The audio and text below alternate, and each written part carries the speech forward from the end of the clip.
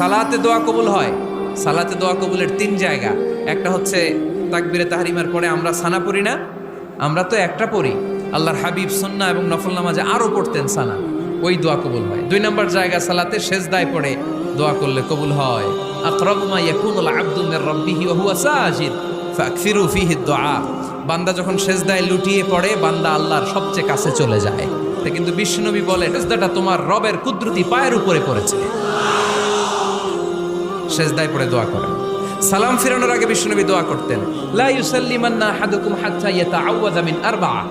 আল্লাহর হাবিব বললেন, 4 জিনিস থেকে পানাহ না আছে আমার কোন উম্মত যেন সালাম না ফিরায়। তারা যেন পড়ে, আল্লাহুম্মা ইন্নী আউযু বিকা মিন আযাবিল কবর, আউযু বিকা মিন আযাবি জাহান্নাম, আউযু বিকা মিন ফিতনাতিল মাহইয়া ওয়াল মামাত, আউযু বিকা মিন ফিতনাতিল মাসিহিদ দাজ্জাল। আল্লাহ কবরের আযাব থেকে বাঁচাও, আল্লাহ জাহান্নামের আগুন থেকে বাঁচাও, আল্লাহ জীবন মরণ